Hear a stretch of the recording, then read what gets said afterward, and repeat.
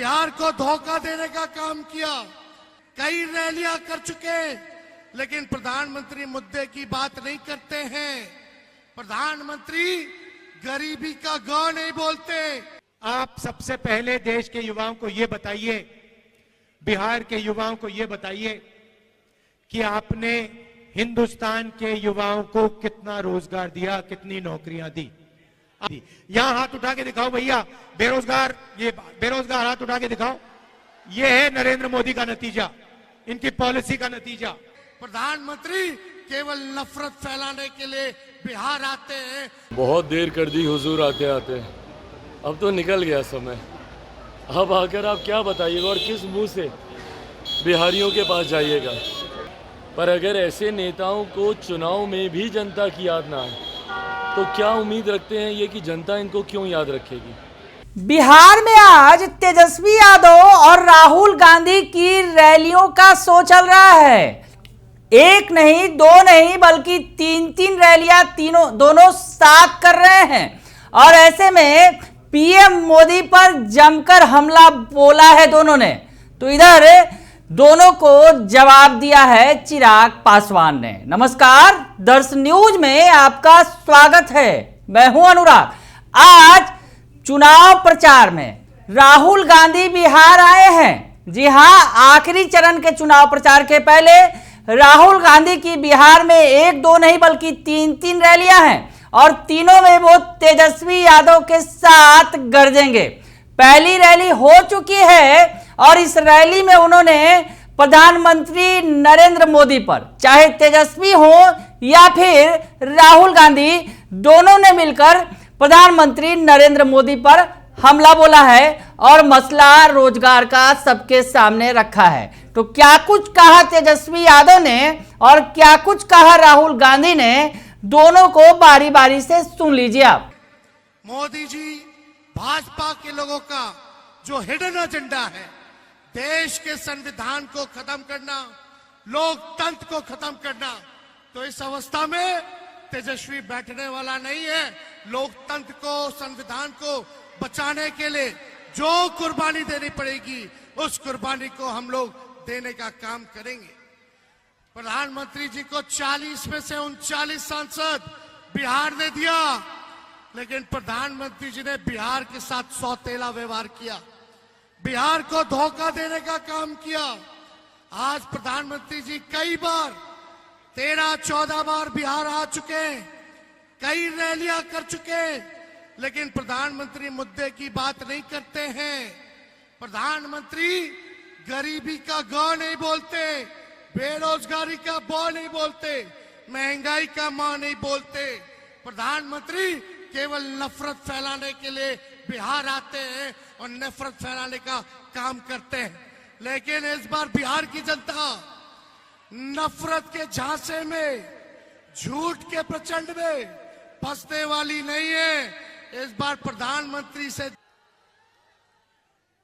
मोदी जी, आप लंबे लंबे भाषण देना बंद कीजिए। आप देश को बांटने की कोशिश नहीं कीजिए। आप सबसे पहले देश के युवाओं को यह बताइए, बिहार के युवाओं को यह बताइए कि आपने हिंदुस्तान के युवाओं को कितना रोजगार दिया, कितनी नौकरियां दी। आपने 2 करोड़ युवाओं को रोजगार देने की बात की थी, आपने एक युवा को नौकरी नहीं दी। यहां हाथ उठा के दिखाओ भैया, बेरोजगार, ये बेरोजगार हाथ उठा के दिखाओ। ये है नरेंद्र मोदी का नतीजा, इनकी पॉलिसी का नतीजा कि हिंदुस्तान में युवाओं को रोजगार नहीं मिल सकता। ये पहले आपके अलग अलग रास्ते थे। सेना में आप जा सकते थे, पब्लिक सेक्टर में जा सकते थे, प्राइवेट सेक्टर में आपको रोजगार मिल सकता था। नरेंद्र मोदी ने नोटबंदी, जीएसटी लागू करके रोजगार के रास्ते बंद किए और सेना में अग्निवीर लागू करके जवानों को मजदूर बना दिया। तो मैं आपसे तो सुन लिया आपने कि क्या कुछ कह रहे हैं तेजस्वी यादव। तेजस्वी यादव कह रहे हैं प्रधानमंत्री ने बिहार को धोखा देने का काम किया है। गरीबी का ग नहीं बोलते हैं, केवल नफरत फैलाने का काम करते हैं। वही राहुल गांधी ने रोजगार का सवाल उठाया और कहा कि बताए कि कितने रोजगार दिए हैं उन्होंने, युवाओं को कितने रोजगार दिए हैं। बिहार के युवाओं को उन्हें बताना पड़ेगा। क्या हर साल 2 करोड़ रोजगार पीएम मोदी ने दिए हैं? तो ऐसी स्थिति में राहुल गांधी हो या फिर तेजस्वी यादव, दोनों ने मिलकर पीएम मोदी पर हमला बोला। इधर राहुल गांधी के बिहार आने पर हवा निकालकर रख दी चिराग पासवान ने। चिराग पासवान ने कह दिया कि बहुत देर कर दी हुजूर आते आते। क्या कुछ कह रहे हैं चिराग पासवान, ये भी सुन लीजिए आप। राहुल गांधी आ रहे, इसका पहले बिहार नहीं आया और आज आए हैं और पटना में वो चुनावी सभा को संबोधित भी कर रहे हैं। बहुत देर कर दी हुजूर आते आते, अब तो निकल गया समय। अब आकर आप क्या बताइएगा और किस मुंह से बिहारियों के पास जाइएगा, जब आपको 7 चरण 2 महीने में बिहारियों की याद नहीं आई। और चुनाव के वक्त तो कहा जाता है कि जो नेता जनता की परवाह नहीं भी करते हैं, उनको भी जनता की याद आ जाती है। पर अगर ऐसे नेताओं को चुनाव में भी जनता की याद ना आए, तो क्या उम्मीद रखते हैं ये कि जनता इनको क्यों याद रखेगी। देखिए, हकीकत है, महागठबंधन, इंडिया अलायंस, जो भी इन लोगों का नाम दें, ये लोग जान चुके हैं कि बिहार में कम से कम इनका कुछ नहीं होने वाला। तो एक वो बोलते हैं ना कि एक खाना पूर्ति करने के लिए, उसके लिए बस ये लोग दिखा रहे हैं कि भाई बाद में कोई ये ना बोले कि इतना बड़ा राज्य बिहार, जहाँ से देश की राजनीति की दशा और दिशा तय होती है, तो वहाँ पर ये लोग गए ही नहीं। तो सिर्फ दिखाने के लिए कि हम लोग गए थे, ये लोग सिर्फ खाना पूर्ति करने के लिए आ रहे हैं। बिहारियों से इनका कुछ लेना राहुल नहीं। गांधी ने कहा है कि अब वो परमात्मा की कहानी सुनाएंगे और चुनाव के बाद है वो ईडी है वो सब कार्रवाई करेगी और पूछताछ करेगी अडानी के मामले में। ये तमाम सपने वो देख सकते हैं। हकीकत है, यही 4-5 दिन है जहाँ पे वो ये सारी बातें कर सकते हैं।